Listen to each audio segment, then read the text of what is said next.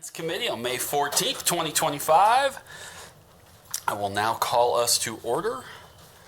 First order of business is to approve the meetings from our minutes, from our March meeting. I took a look at them, didn't see anything out of sorts. So moved. All right. Second. All right, all those in favor say aye. Aye. Aye. All right, nice and easy. All right, we have an affordable housing presentation. Not sure who's giving that. Rhiannon, looks like Carrie. Looks like the gang's all here, so it must be them.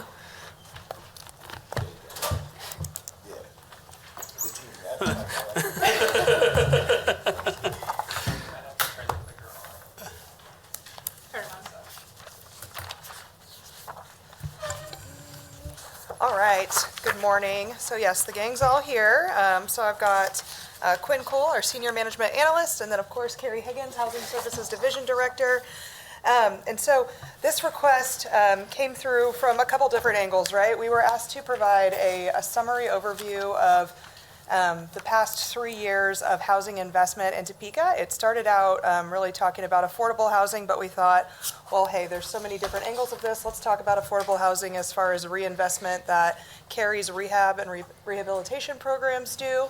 And then let's also talk about affordable through the economic development incentive side. And let's just talk about market rate while we're at it. So we've tried to put all that together in a comprehensive presentation, so we will talk quickly, but just bear with us. Sure. Okay, so just to kind of set the stage here, as a reminder, in 2020, we completed a citywide housing study with development strategies. And some of the key takeaways for that were really defining the need. And what you can tell was a pretty holistic need of all housing of different various types. So from multifamily to missing infill, new single family, affordable housing, and then honestly a really heavy emphasis on rehab and renovation, because a lot of the existing housing stock that we have that falls into the affordable is under disrepair, and it's in need of investment. And then also what we've done is broke out the demand by type. So these are 20-year demand numbers that break down the number of units for each category. All right, so this provides just a program glossary. I know that you all get to hear from Carrie and from me pretty frequently, but what we thought we would do is try to break down the different programs that we have and funnel them into ones that are income-based, certain programs that are location-based, and then others, which would be just general reporting from permits, RHID, and then LIHTC. So really what we're going to do now is we're going to take a walk through breaking down by each council district and just give an example of the 3 years of funding, how many units or homes were impacted by housing services programs in that district, and then also how many traditional new building permits there were that were issued in that time period, RHIDs, LIHTC, NRP. So we'll just show you the numbers quickly, highlight a couple projects, and to keep things moving, we'll just let you ask us questions if you want us to slow down. So this first slide is District 1, and you can see at the top, the green box, are all of the projects that Housing Services did in District 1 and the number of projects that we did for each of the programs. And then the top left picture is a picture of Cornerstone's transitional housing. So this is for unsheltered individuals. It's a 6-month lease that they sign to help those individuals get back into housing and rebuild their credit.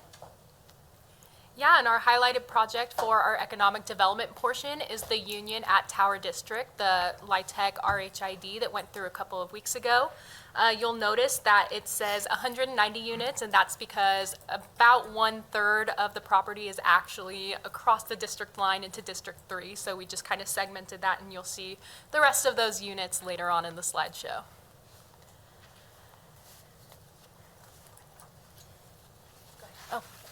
Oh yes, continuing on, in District 2, one of our biggest projects has been the Riverstone Subdivision, RHID.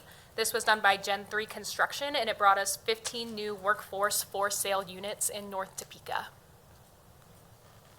For District 3, the upper left corner, that is another picture of Cornerstone Housing. This is one of 2 separate duplex units that Cornerstone built on Alkire, and it was funded in part through the City of Topeka's DREAMS program and through ARPA grant funding. Yeah, and our highlighted economic development project is the Eastgate Subdivision RHID. This was the first one we passed, and it brought us 42 workforce rental units. And then also you can see the other 1/3 of the Union at Tower District. So for District 4, the top left picture is a picture of a Toto home. This would be a single mom with 6 children who was able to purchase her first home through this program. It's a partnership with Housing and Credit Counseling. So they work with the family to get their credit ready, to get them ready for a mortgage and a loan and what it means to be a homeowner. And then the city, through the Toto program, was able to put about $30,000 into the home on a new roof, paint, flooring, a new HVAC system, and electrical work to make the house move-in ready and to allow this family to be first-time homeowners. Without this program, they might not have been able to achieve that. And then District 5, so both of the pictures are Scent homes. Scent is one of our CHODOs, which is a community housing development organization. The top left is a picture of Scent's net zero home. So what that means is that the home is designed in such a way that it will generate as much energy as it produces over the year. So it makes the utilities more affordable for homeowners.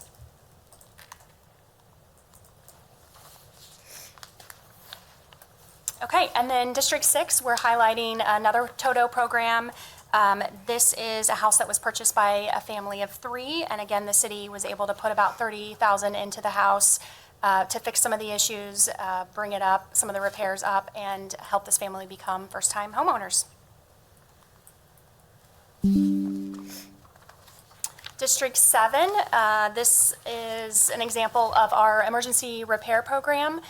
So this home is owned by a 65-year-old widow who is living on a fixed income, and her sewer line totally collapsed. So through the emergency repair program, we were able to put in a new sewer line, sump pump, and water lines to fix all of those issues. And then District 8, another example of an emergency repair program. This was a furnace that went out a week before Thanksgiving with a family on fixed income. And we were able to help put in not only a new furnace, but they had some electrical issues with it as well. So we were able to fix both of those for the family. District 8 is also where we have our Sherwood Professional Park RHID district, another Gen 3 construction project. This brought us 20 market rate rental units. And then for District 9, the picture of the window is an example of our weatherization program. This house had some drafty doors and windows, and so we were able to replace those and help the home be more energy efficient. And I can speak a little bit to the photo on the bottom right. So this is off of Seabrook Drive. I think this is a really interesting example of just privately done development without any incentives involved. It was an infill project that brought 8 homes that, at the rate that they ended up selling at to private owners, fell into workforce housing. It's just a really great project. Around this area, there's a couple of infill homes, duplexes that were done by Cornerstone as well. So just nice to see the private market taking this on without any incentives required. All right, so last but not least, what we wanted to do was just kind of outline these numbers in a way that summarizes them. So housing services, as you can see, this breaks down how many properties were impacted by each of those programs over this time frame. And in total, it's roughly 400 properties that they were able to impact with these services. And then I also think it's important because there's a little bit of nuance here, right? New building permits, 288 permits, but that represents close to 700 units, right? Because sometimes we're permitting an apartment complex that has several units, or every duplex accounting for 2 units, things like that. So makes tracking super fun for planning and development, but those are why we have smart people that are able to break that out. Okay, so we thought about a lot of ways to visually represent this information along the way, and as you can imagine, it's a lot of dots on a map. But I did think it was important to be able to show this breaks down all of housing services programs with different icons and lets you see how those services are dispersed across the community. You can tell as you go through this district by district the purpose for bringing in the economic development side, the traditional permits that are happening by the private market, and then Carrie's things is that every district is completely different based on income levels, just the neighborhood, the community, if it's infill, if it's, got new land that can be grown and expanded into. But overall, when you put everything together, I feel like every district has investment that's coming at it from different angles. So this does the same thing, but it breaks down the RHID, NRP, LIHTC, and new building permits across the city. So we have these that can be made accessible to you all if you want to be able to zoom in, dig a little deeper. We can break them down by your district specifically as well. We've got the maps created, but I won't try to go through that right now. Yes. Yeah, absolutely. We'd be happy to send that out, and I think that's the end of this. So I'd be happy to answer any questions that you all have. I'm looking at this map, but it looks like the pink area is actually 1 and 6. Or Oh, the it's- colors, Yeah, the top is, not great colors to put side by side. I Oh. agree. The top is like They're almost the more of an same. orange. Yeah. okay. Yeah, somewhere you can see kind of the line. You have to look close, but I see it. Better put my But yes, those are very similar. Yeah. One Yeah. is like salmon and one is like pink, right? But they're very close. Yeah. So if you could switch colors. Yeah, they're a little more absolutely. pronounced. I think the center one, it was hard to find a color it wasn't touching. We'll come up with a new color. Find an orange or something. Absolutely. Let's talk about the housing study that we approved in 2020. Yeah. It would be great if in the next couple months, maybe we could get a presentation here on just where we're at on that housing study, right? Because I know in that housing study, it did sort of rank things as the approach we've taken them, and we've done some of those things at the top, and I know for reasons we've been able to do things at the bottom, but it'd just be nice to, as we fail to do sometimes, I know you guys use it as a guide, and that's Sure. great. It's actually an active, usable document, but it's probably something we should review too, to be like, oh, why haven't we done that? Or why aren't we? And if it's policy issues, then we'll know it's on us to push that forward. But yeah, it'd be great to take a look at that housing study and get a refresher for those of us who were here and those of us who weren't when we did it in 2020. So Absolutely, yeah, we can definitely do that. We just updated the implementation plan on our website, so what we can do is we can pull that down, and if we wait till the fall, then we'll be able to get all of the full permitting numbers through 2024. Once we have them assessed, we know if the permits that were issued fall into workforce, affordable market rate, and we'd be better able to report out on what type of housing stock we had, but absolutely. yeah, that'd be great.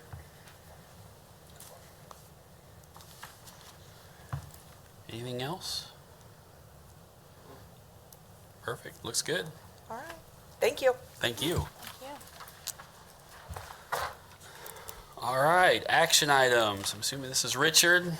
Plumbing codes. I appreciate you guys giving me time to present this request to you.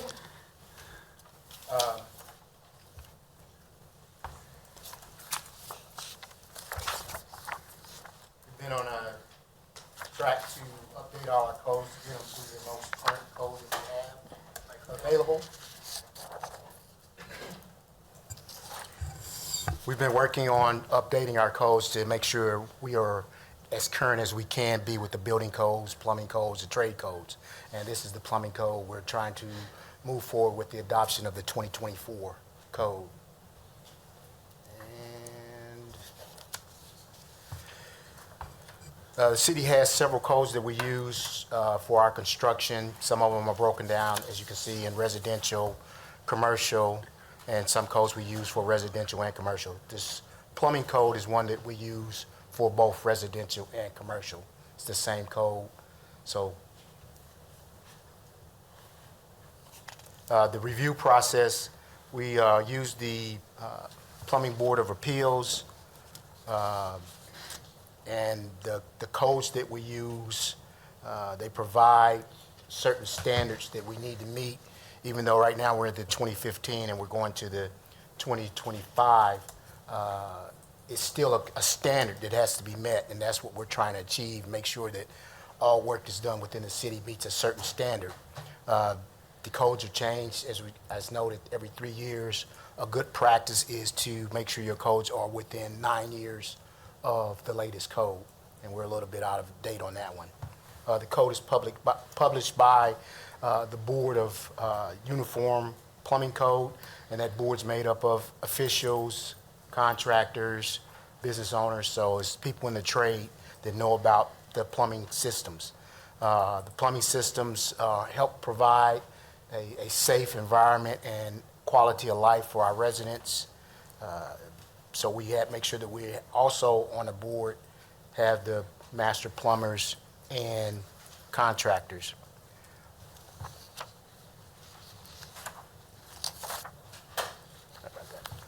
As you can see, the neighboring cities that we use, none of them are in the 2025. They also use a different code book. They use the international code, and we use the uniform code. The biggest difference in those books, in my opinion, is, excuse me, the uniform code actually has everything that you need in it, whereas the international code, you have to go to references and other standards to meet their standards. So I think that the uniform code gives us more comprehensive information for the contractors to use.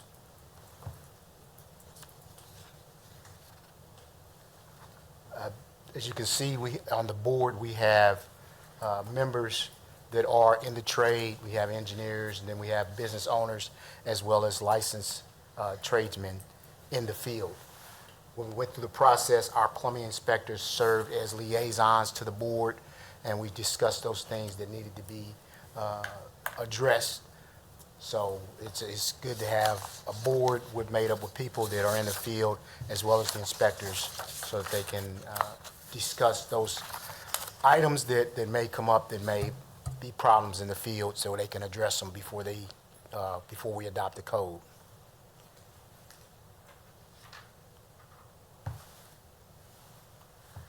The plumbing board is recommending that we move forward with making a recommendation to the council that we adopt the 2024 plumbing code. Staff supports that recommendation. I'd also like to point out that we're making a recommendation that we adopt the code with amendments. And I want to point out that our amendments have been cut in half by 50%, because a lot of our amendments have been added into the code. And I think that speaks a lot to our committee that reviews the code, that saw things before they were adopted. So to me, that puts Topeka a little bit ahead of the curve on the plumbing code. So if there's any questions, I can take any questions you may have. Questions? Is the board full? Yes. Okay, at good. this time it is. I know sometimes it is, sometimes it isn't, depending upon what the industry is. And then, as I look at the other codes on this list, there's really only two that we're reaching the like 15 years or older. And so, I mean, and they're kind of different codes. One's the International Energy Conservation Code. Is that one When we adopted the 2021 International Energy Code, we were looking at commercial and residential. Sure. And when we went through the residential code for the energy conservation, there was some concern from the residential builders about how much that was going to increase construction costs within our community. Sure. So we decided that we would stick with the 2009 Energy Conservation Code for residential. Gotcha. We did adopt. Yeah, for commercial we did, so.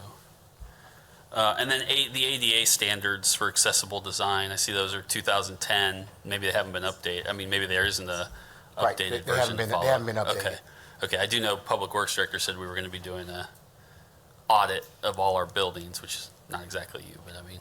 Right. So I didn't know if that went in line with that. Okay, that makes sense then. Wait a minute. I just want to make sure I got that clear. 2009 International Energy Conservation, the people who we want to go back to that because we're worried about costs in the point to save energy for the people using the energy? Well, when we're not going back to it, we already had that adopted. We already were using the 2009, so we didn't go back to it. It's just that when we were going through the review process, there was some concern because when we go through the process, we always involve the stakeholders. So the new code would cost more for the developers. I'm not developers, I'm sorry. I apologize. For, Yes, okay. that's right. You're correct. Yeah. You're correct. I guess my question then on that, off of his question, would be, I know in some of these other codes, similar to what we're going to do today, is we've reviewed those and we've said, we're going to adopt the majority of these with these exceptions. Correct. I mean, is there an opportunity to do that with those codes, to say, okay, we want to get as recent as we can, but we understand these are the provisions that give folks some heartburn, that would lead to, I mean, is there an opportunity to Well, put some of that's- those people in the room and say, let's see if we can adopt the Maurice Montt with these exceptions that we could look at that would reduce some of those costs? But I think to Councilmember Miller's point, part of the reason those lead to some energy efficiencies. They're more expensive to build, but for the homeowner, for instance, who lives there, there's a cost savings on the back end because they're, for them. And that's what we did. And the things that we would have taken out would put us back at the 2009. If we would have amended the things that they wanted to amend it, they would have took us back to the 2009 standards. I got you. I know this is going to sound really silly because it is, because welcome to government sometimes, but it feels like then we could still adopt the most current and bring back those exceptions so we would have a better understanding, and then still we'd be updated with those exceptions. Does that make sense? Yes.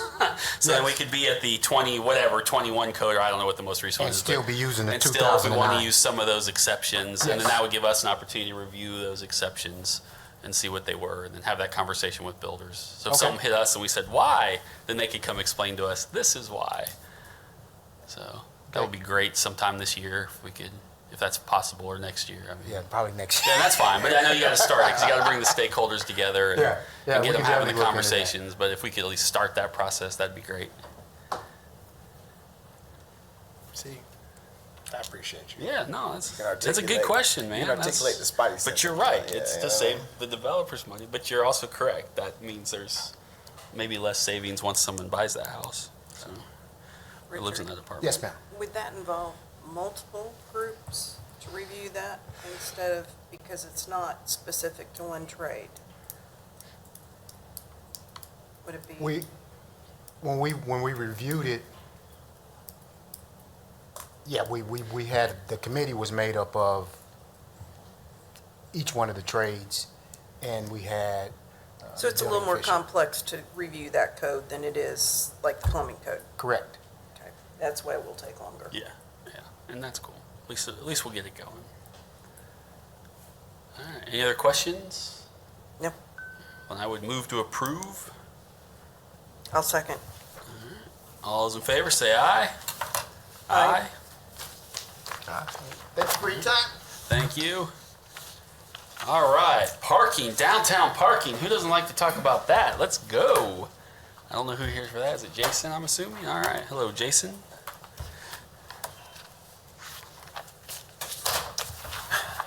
Good morning. So at the council meeting on May 5th, we had an ordinance that was presented. There was also an amendment to that ordinance. The amendment was approved, and then there was a proposed ordinance that was referred back to this committee, as well as a resolution that was referred back to this committee. So what we've provided I are... add just a little bit of clarity to that. I think there's been a little bit of confusion about what was sent back to committee. What was actually sent back to committee was for the whole thing to be reconsidered in light of Councilwoman Hiller's request to look at the entire parking code. So really, anything is up for grabs under the directive that was sent back to you. But to Jason's point, the ordinance as amended to specifically exclude costs on downtown Kansas Avenue forever was sent back, but it was also sent back with all of Councilwoman Hiller's proposed ordinance and a request to look at the entire parking code. Which is good, because so what we're working from is the original thing in front of us in council. So if we want to make changes, we need to adopt any of those changes here in this committee. Correct. If we're going to push out any changes to the full council. Yes. Because as of right now, what's in front of us is just the original recommendations. Correct, which I'd be happy to recap if we want to go over any of those recommendations.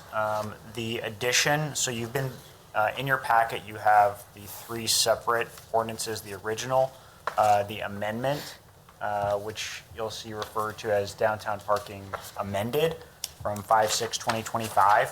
The key change there is on line 142. Now, the amendment as passed included that there would be no charging on Kansas Ave, or excuse me, that no parking meter zones would be established on Kansas Avenue between 6th and 10th Street. So if we do continue to adopt that, I just want to make sure we have some clarity for the benefit of anyone who's watching. Currently on Kansas Avenue, we do not charge between 6th and 10th Street. However, it is restricted to 2-hour parking. So I just want to make sure that we're clear if we're establishing that there will be no parking meter zones, that the intention is that the status quo of 2 hours free, but if you stay longer than 2 hours would be the intention of the committee and the governing body. And then you also have before you the amendments that were presented by Councilwoman Hiller. I'll do my best to summarize what some of those changes are. Primarily, there's a few categories. One would be the elimination of the College Hill TIF district to the parking ordinances. When that district was created, there was some enforcement in that area by parking control officers. This would eliminate that. We have not in practice been enforcing that area for some time, so this would officially remove that from the municipal code. The other changes that are in her amendments were eliminating references to things like physical meters and hoods and making sure that those are replaced with terms like appropriate signage or time-restricted parking where it's appropriate, so that everyone understands a physical meter is not necessary for us to have time-restricted parking either by payment or by a period of time in which you are permitted to park. Another issue is removing phrases like deposit of coin, replacing that with things like payment or payment method where that's appropriate. There's also some references in the ordinance to making sure that the incremental value of each coin, you know exactly how many minutes that's buying you. It's replaced with language that basically states whatever method of payment you use, you'd have to know how much parking you're getting for the amount of money you paid, as opposed to just the value of each coin. There is a change that would increase the range for the on-street permits. So our 10-hour permits, the original ordinance had them being raised to $74, which was the recommended price for parking garages. Councilman Hiller did introduce a change that would make that $120 as the upper limit of that range, so that essentially the on-street permits and the parking garages would both have the same range of price. But we would not be proposing at this time that we would set the price at $120. That would just become the maximum amount that could be charged for an on-street permit under the ordinance. And then after the ordinance, there's also the matter of the resolution that depending on what changes are recommended back to the full council via the ordinance, we want to make sure that the resolution has appropriate changes as well to not contradict what's in the ordinance. Obviously, the ordinance would supersede the resolution, but we want to make sure that everyone's clear and not have a resolution that speaks to something that's not in the ordinance. And just one other point, as your attorney, I would appreciate if you'd consider whether or not you even need a resolution and rather put date specifics in the ordinance, because I think it gets very messy when we have a resolution that delays enforcement of an ordinance when we could just put a delayed implementation date and an ordinance and follow regular process. Right. Then if we don't take any action, it kicks into gear. And Correct. Gotcha. All right. So, a couple questions, or I guess here's how I'll break it down. Well, my first question is, this current, and I know it's in here, this covers, as written, this covers allowing you to move forward with the parking garage rates, correct? Correct. Correct. Okay, wanna The make sure that's current covered. ordinance on books right now Right. allows that. This Nothing doesn't impact that. There Okay, was no action needed to do Okay, that. I just want to clarify that to make sure we don't mess that up somehow. All right, so from my perspective, there's three things we've kind of been asked to deal with. Councilwoman Hiller's suggested changes. Councilmember Dobler had a primary change regarding those meters on Kansas Avenue. And then there's the third issue of the implementation date itself. So I think it's best if we just break them down that way and kind of take them one by one. I have read through Councilwoman Hiller's amendments. They are pretty much, I think, as Jason described, reading them very, clean up. There's nothing really too substantial outside of the College Hill deal. I did meet with Jason, the Public Works Director, yesterday on the other parking issue, and I said, okay, if these are terrible, tell me now, because we're talking about them tomorrow. So, and they said they're good with them as a department. So I didn't see any major issues that got me too worried. I don't know if anyone took a look at them or have any specific questions as it relates to those amendments. Okay, well, I would then move to adopt Councilwoman Hiller's amendments into the ordinance, or the resolution, or whatever this thing is. Second that? The ordinance, okay, making sure. All right, all those in favor say aye. Aye. All right, that was the easy one. Although the next one might be kind of easy. Then the second amendment would be, as Jason said, that no parking, and I did get Councilmember Dobler to send it to me to make sure I don't screw it up, that no parking meter zones shall be established on Kansas Avenue between 6th Avenue and 10th Street. So as Jason said, that would just be business as usual on that stretch as it is now with the 2 hours versus the meters. I'm inclined to be fine with that personally. I seconded his motion the other night, so my position hasn't changed, but I'm happy to, if there's questions or concerns about that, speak up. I'm good with it. I just want to make sure it doesn't affect food truck parking, the businesses where they have their short-term loading to pick up food or pick up something in a business, that it just stays simple like it is now. So under the ordinance as it was originally presented and has not been changed either by Councilman Dobler or Councilwoman Hiller's amendments, we would be transitioning from the, so what's in the ordinance is the establishment of 15-minute zones that we could issue citations on. So essentially in exchange for where we now have the orange cones, we would install a sign on each block which are specified that would be 15-minute loading and unloading, for the purpose of which would be if you're just running in to do food pickup, you could park in that spot and then come back out and then the spot would be available. We try to position those to where they're going to be maximally visible, so where you can see the sign as you're approaching them, versus now there's some confusion. You go to pull into a parking space, you see that cone, the sign's not high enough. These would be comply with the MUTCD standards, so that we wouldn't have the problem of people starting to pull into a stall and realizing they couldn't park there. So those would still be established. And then in regards to food trucks, you are permitted under this ordinance to reserve a space on Kansas Avenue or elsewhere downtown for the purpose of operating a food truck. However, you have to be a downtown business. You have to have a physical downtown business address in order to be able to do that. So a food truck cannot just reserve a spot if they are not if they are essentially not invited or a guest of someone who has requested that they be in front of their location. Like for example, if you're doing an employee appreciation event for your employees and you wanted to host a food truck and offer some food to your staff. Well, I'm thinking more in terms of Evergy Plaza, because we always have events with. Certainly. Food So trucks. Evergy Plaza has cutback parking that is part of their property that they use for those food trucks. None of that would be changed with the Okay. changes presented here.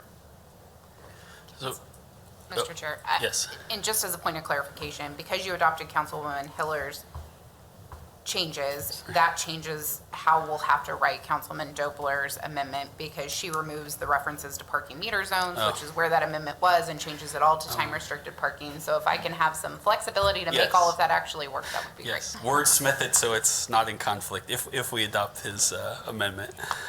I do have a question about that process. So if I'm a business on Kansas Avenue and I want one, or I guess anywhere downtown, I want one of those parking spots, is there now a process they will have to follow to formally request one, to put up one of those signs? I guess a permit of sorts, even if there's no cost, or So what you're does that look like? you're referring to the 15-minute?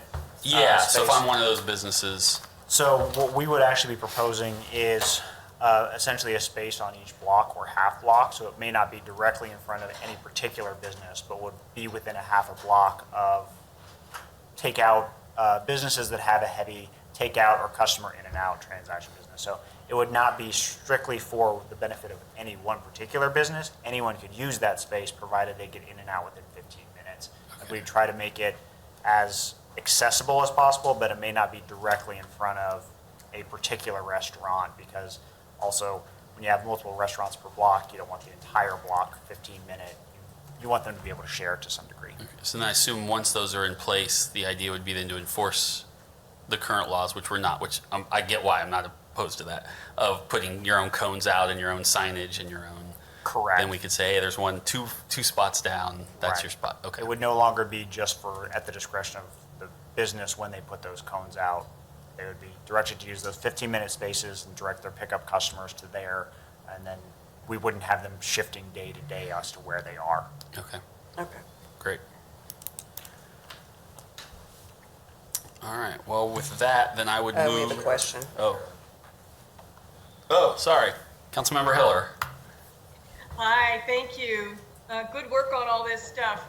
At the risk of going someplace I don't want it to go, I just wanted to make sure that you all realized there was confusion at the council meeting, that you all realized that the ordinance as written and passed now some time ago sets those pricing ranges as well as, and gives the staff the authority to change those or to take a certain spot in or out of service, take a meter out, that sort of thing.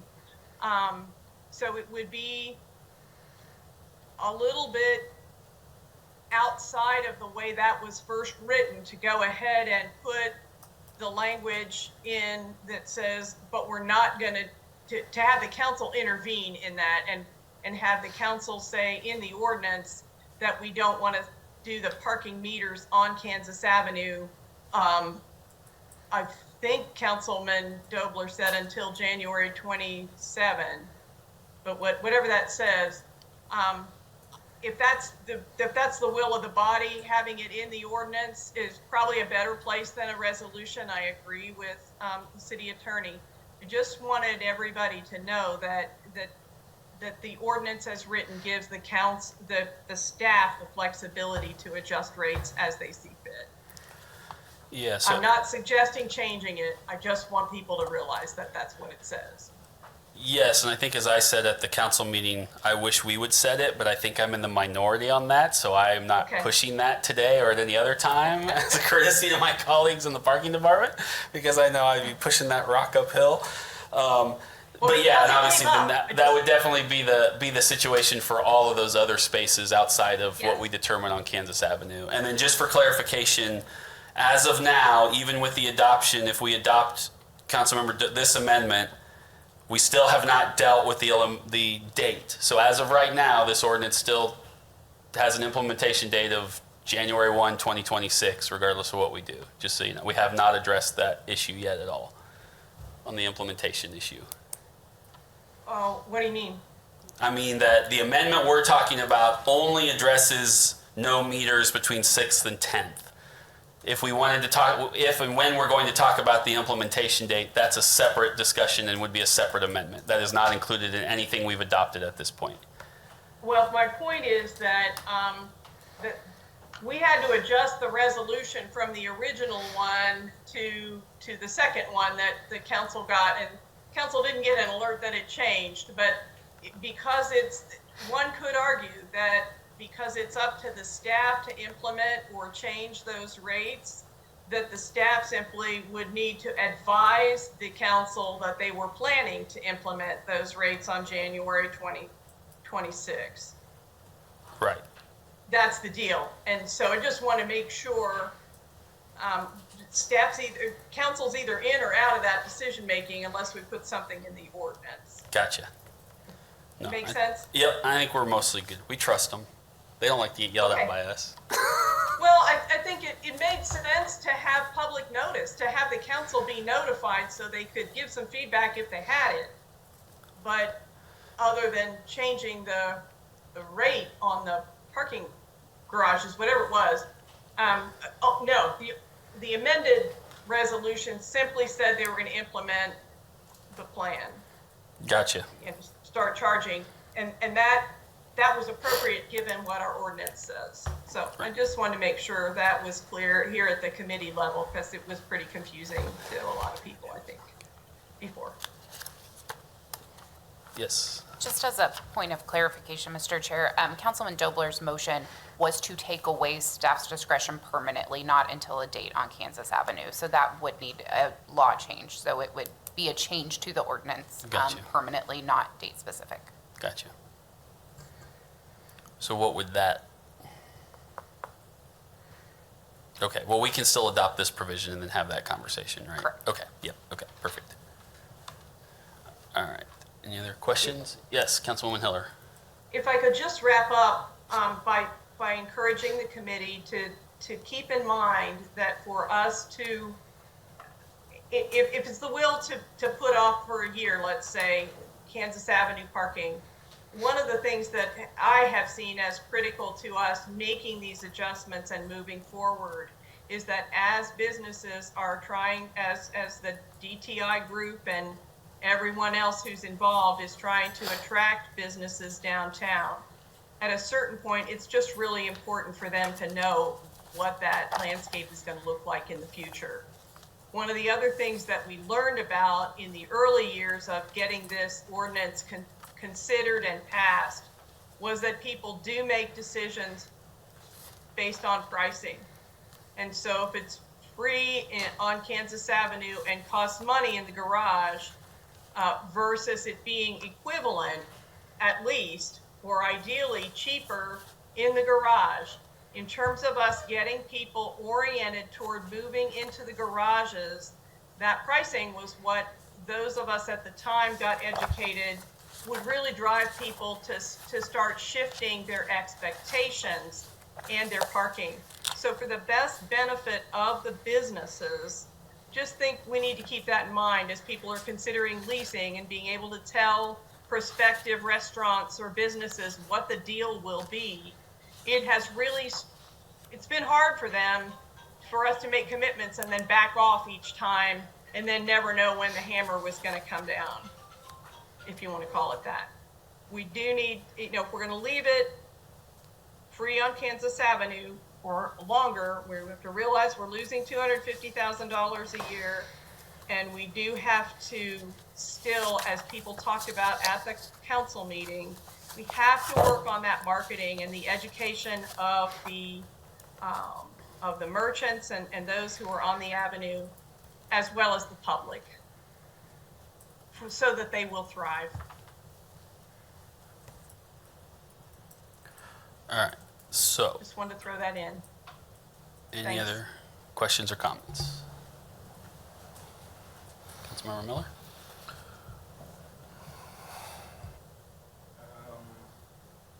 No, on the date. Well, we'll talk about that here in a minute, because I got some questions about that too, so. All right, well, with that, then I'm gonna move to at least adopt the piece that no parking meter zones shall be established on Kansas Avenue between 6th and 10th Street. Subject to wordsmithing. Subject to the wordsmithing of the other changes, new words we're using in the Hiller Amendment. Do I have a second? I'll second that. All right. All those in favor, say aye. Aye. All right. Now, we need to wrap our head around implementation of this, some of this stuff. And so as of right now, if this was passed by the council tomorrow, this would, at one point, I guess I thought there was a date on some of these rate changes of, and maybe not, and maybe there was in one version, of not till January 1 of 2026. Was that just as it related to metered parking on Kansas Avenue, or was that relating to everything? Removing hoods, increasing parking garage rates? I guess that's where I'd like some clarification.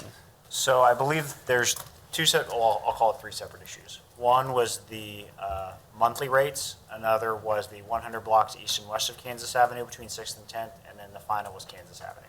So what was proposed, the language was that the increase in pricing for the monthly rates for the garages and the on-street permits would be implemented not immediately, but as soon as reasonably could be accomplished. There's some things that have to be taken care of on our end to change our pricing in the system, notify our customers, update our billing schedules, et cetera, et cetera. So I believe the language was essentially that it would be, at the earliest possible date, given the necessary time constraints of upgrading systems. So not somewhere between 60 to 90 days, those would go into effect upon adoption. The second piece of that was that there are currently some parking garages that are still undergoing some repairs. We were not planning on raising the price while there's renovation happening. So as those repairs are completed and those garages are fully open and accessible, we would implement that price increase, not in every garage at the same time, but on some of the garages still going under construction, they'd be implemented when we consider the construction reasonably complete, that the garages are fully accessible. So the 100 blocks east and west of Kansas Avenue, we had proposed a start date of January 1st, 2026. That is what appears in the resolution. The Kansas Avenue was also scheduled to begin as of January 1st, 2026. Based on the ordinance change we've just passed, most of, as Councilwoman Hiller alluded to, there is discretion within pricing, within the parking ordinances. Essentially now Kansas Avenue, that discretion would have been removed. So on Kansas Avenue, you've effectively said, we give you some discretion, but not on Kansas Avenue. Kansas Avenue, we dictate. If at any point you're going to start charging on Kansas Avenue, that would have to come back before the governing body. There would still be discretion in the other areas, and we had proposed a start date of January 1st, 2026 in the 100 blocks east and west of Kansas Avenue. Those are the areas that are currently covered by those yellow hoods. And that's in the ordinance, correct? So I think this is why it's gotten messy. The ordinance directs to staff, this is the law, go implement it. And then via resolution, the council set dates. So those dates aren't in the ordinance. So let's fix that. Correct. Yeah. And resolutions have no binding authority over an ordinance, so Right. it's been a bit messy. So let's fix that. Let's break those three down. I don't have, and if anyone else does, please speak up. I have no objection to leaving it as is as it relates to the garage rates. If the council passes this, great, start your process on the garages and do what you got to do, right? As it relates to the 100 blocks, I think we should probably amend it to say that would begin January 1, 2026, so that's clear. And then if we want to make a change at some other date before that, we can amend the ordinance, but at least we're not passing more resolutions and complicating things. And then I don't think we need to do anything on Kansas Avenue because we've made that amendment and it's going forever. And if we want to make a change someday, we can come and tweak, change the ordinance to implement it. But that way we're out of the resolution game and moving all that stuff around. Does that all sound logical? And then if anybody on the council wants to make any date change to that January 1, when we push it on to full council, that's up to their discretion and we can have that discussion as a full governing body. Because we didn't get really an opportunity to have that discussion because we kind of punted this all here. And so I don't really want to make any extensions or clarifications yet without the group having input into that discussion.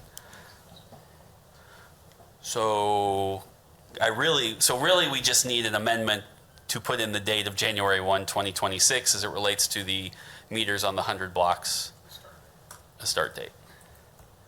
So I will make that amendment.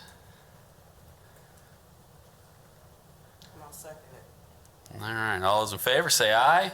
Aye. Aye. All right, I think that covers maybe complicates it or cleans it up one way or the other. It gives us some sort of clarity, maybe. Hopefully. Any other comments, questions, concerns, changes, adjustments? Perfect. Thank you, Jason. Thank you. Very much appreciate it. Are you guys comfortable making a motion to move that back to the That's what I was going governing to do. body? Yeah, that's Okay. what I was going to do now. Yep. Yeah. So then I would move to send this to the governing body for approval. Second. All those in favor, say aye. Aye. Aye. Yes. As amended, yes. Good job. Good work, Braxton. I will make all these wordsmith changes. I and know, send them it's to you guys. it gets start making all these changes. You got to keep track of everything. All right. All right, claims made by the city of Topeka. Okay. Well, thank you, Mr. Chair. This is an ordinance that I have Jeff Leidick here today from the litigation department here to go over and explain to you. He brought this kind of gap to my attention, and we wanted to come bring it before the governing body to see whether or not you would consider an ordinance for a policy change to allow us to help better recover damages against the city. This was in response to some questions Councilman Miller raised, and then we realized that we had a gap. So, If it's all right, Mr. Chairman, can I have one moment? Yep.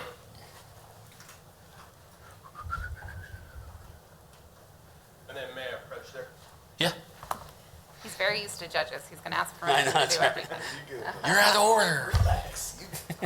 Jeff's first Thank time you. presenting before a committee, so we're adding to our skill sets today. Welcome, young fella. All right, so what I handed you is just a paper copy of the PDF that should be popping up here shortly. So, as Miss City Attorney stated, I'm here to discuss a proposed ordinance authorizing the city to file lawsuits and pursue claims for damages caused to city property. So the first slide I have is essentially the ordinance that was included in your packet. And so what it says is it authorizes the city attorney to file and initiate lawsuits in the name of and on behalf of the city of Topeka for claims whose initial value is at least $35,000 or lower.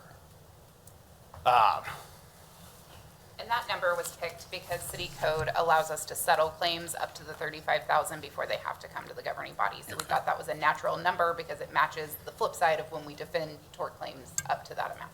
Yeah, and that the settlement code is TMC 3.35.030, just in case you guys are curious.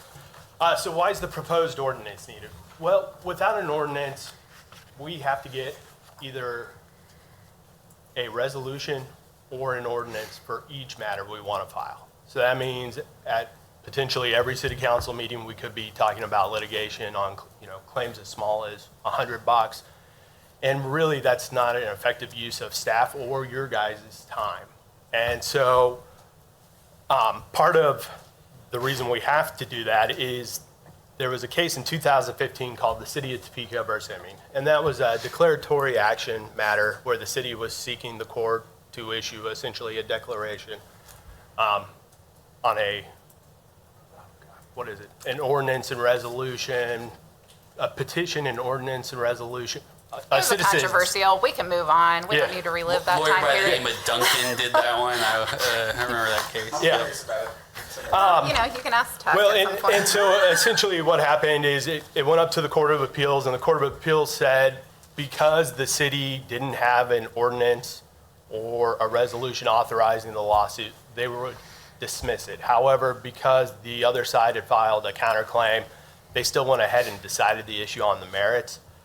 But the Kansas Court of Appeals, so this is what is called a matter of first impression, really the first time the courts have looked at that issue, and to my knowledge, the only time they've kind of looked at it since then. And so they looked to court cases from other jurisdictions, and ultimately they found a case out of the Idaho Supreme Court that was most similar and therefore persuasive to them. And so they followed that, and without going into all the details, just because I can't remember every single nitty-gritty thing, they had approached the governing body and asked to suspend the rules to allow them to present this ordinance to file a deck action. And the governing body didn't suspend the rules. And so at the time, the argument was made, well, that was ratification or acceptance. And ultimately, the Kansas Court of Appeals stated, no, you need some kind of ordinance or resolution, something that's subject to a Kansas Open Meetings Act authorizing you to take action on behalf of the city. So since then, we've complied with that. We bring things before you anytime. But that, as Jeff said, can be very inefficient for small dollar numbers. And so it can also affect time and speed, which is the next point he was going to mention. So go for it. Oh, so then I was going to get into the benefits to the city of the proposed ordinance. So the first one I put down is timeliness and speed. So in my world, as a litigator, speed can often be a decisive thing because when you can move quickly, you can apply extra pressure because maybe somebody wasn't expecting something, resulting in faster resolution for everyone. Or it could be foreseeable that, mistakes happen, and as I use in my example in the PowerPoint, maybe litigation is not contacted until May. Sorry, I got to look at my dates so I keep them straight.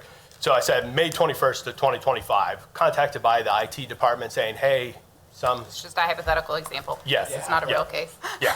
Well, and to clarify, that's why I picked future dates, just so not to confuse. IT says, hey, some contractor was digging, they cut our line, and to repair it, it cost $10,000. So May 21st of 2025 is the third Wednesday of the month, so obviously the governing body is not typically going to be meeting. So litigation, what we would tell IT is, hey, go ahead, send us what you have, let's take a look and let's see what we can do, be it can we make a claim against their insurance company or file suit or, whatever the appropriate remedy is. So then on the next day, IT gets us all the documents, the damage reports, when underground utilities hit, USIC typically does some kind of investigation to make sure they're not on the hook. And in this hypothetical situation, in reviewing the documents, we discover that the damage actually happened on May 26th of 2023.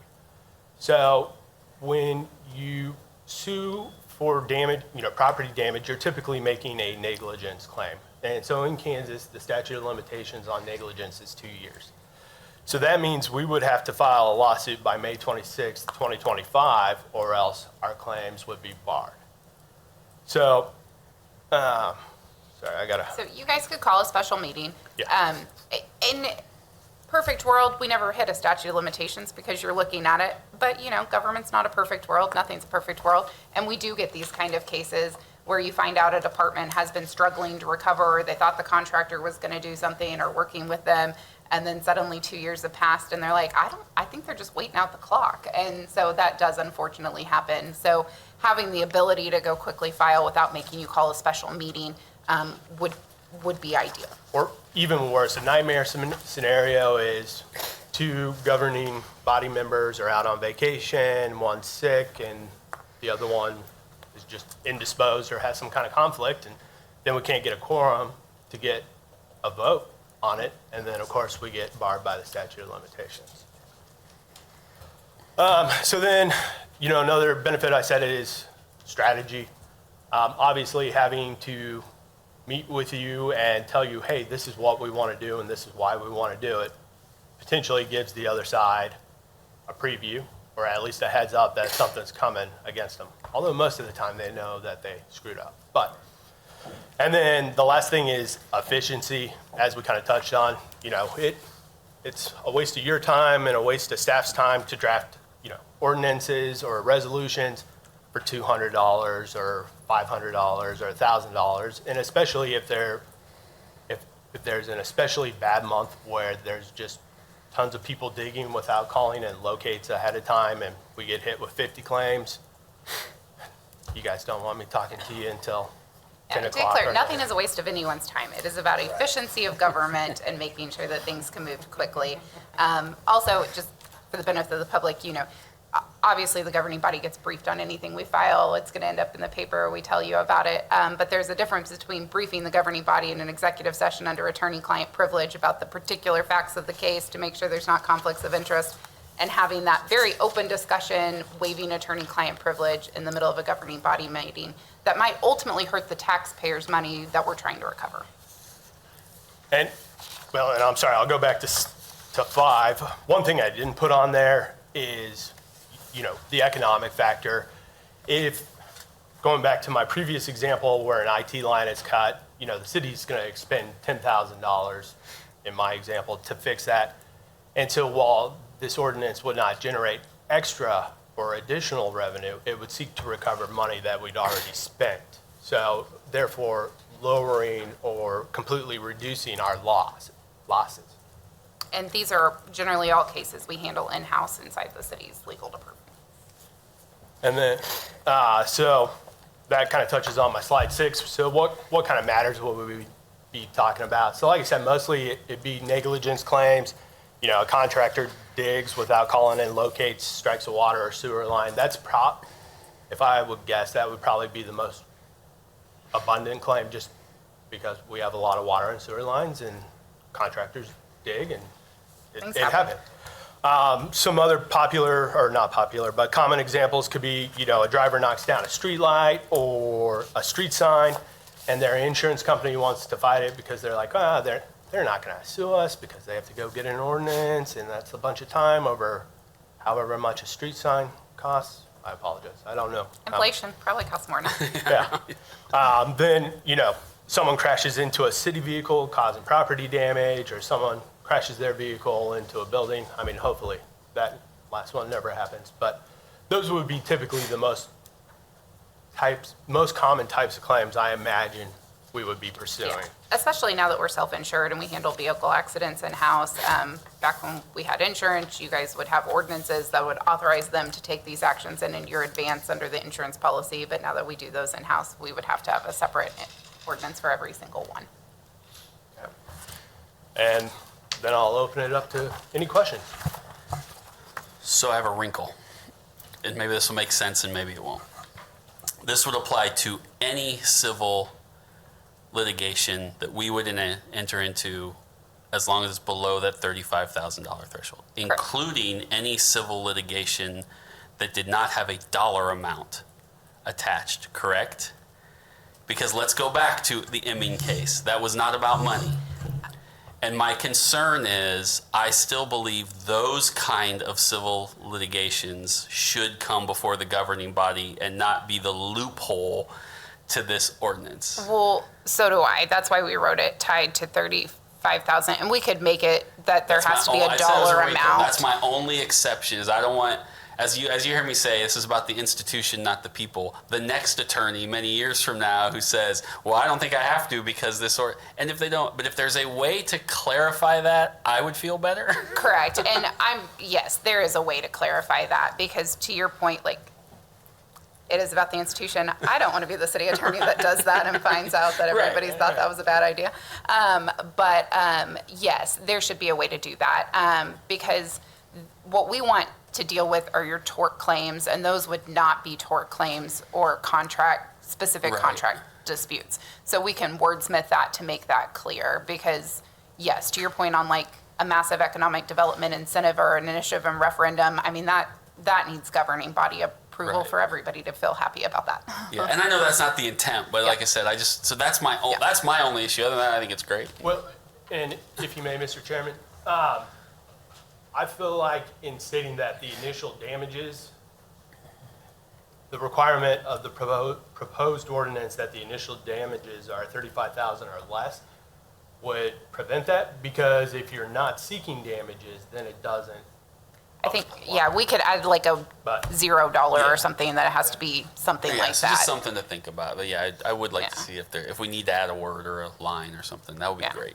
Other than that, we're happy to do that. and I don't think we can kick this out with that caveat if we want, and then when you bring it to the governing body, make that change if we go in that direction. But It sounds like you're a pretty good attorney with your first time coming against committee and challenging the chair right there. I like that. Old habits die hard, right? any other questions, comments?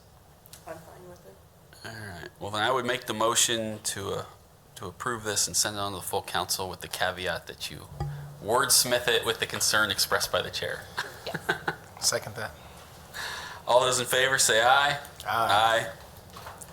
Thanks, Perfect. Mr. Chair. And I just want to thank Jeff, because I think it's great when employees bring to us suggestions that can help save money and make more efficiencies of government. And so he really drove this as an example and drafted the ordinance and has done a that's great great. job with it. Awesome. Thank you. We'll talk about you. Thank you. All right. Does anyone here have any other items? I do not. No? Anything from anybody? My question would be, when are we meeting in June? So, the next meeting, which legal and I have not figured out yet, will either be maybe the end of May, 1st of June, and it will only deal with the DEI issue that was sent back to our committee. We'll get with everybody. Our thought process, also just a heads up, will be that maybe later in the day, maybe at 4 or 5 o'clock, so that anyone who wants to come speak to that can't feel like we did it at 11 o'clock and they couldn't get off work or come and be here to give public comment if they so choose. But that date has not been selected. If you get asked about that, everyone will have plenty of notice, and we'll make sure it fits within everybody's schedule, from your guys to staff. And so that is both something that obviously needs to be addressed, but to be perfectly honest, nobody's lit on fire to get it done tomorrow. So I know there are a few things in it that were less controversial that we need to fix, so legal can start signing some contracts, but the other piece of it. But we have not figured that out. We got to get together and see when legal staff's available and when you guys is. But that would be the next meeting. That will be the focus of the next meeting, and we'll we'll make sure that Tara and Tanya get with you guys before we do anything. So I just didn't want it to string out too much. No, it's not, but Yeah, legal, I just legal want- needs to go through it again, and you're right, yeah, so. And then we will- still have one other issue. We will that- go through that line by line, don't you worry, that will be that kind of meeting, so. So yes, to that point, but if I knew more, I'd tell you, but we'll definitely keep you informed and not just be like, show up on Thursday. So, that I promise. All right, anyone here or online, public comment? Speak now or too bad? You have to make sure that they have a second opportunity. That's right, that's right. I don't see him here. There's no way, I think I see everybody in the Call room. twice. That's right, nobody's online. Because they certainly say we don't allow it, so we want That's to make right. sure. All right, anything else for the good of the body? All right, and we are adjourned. Thank you, everybody.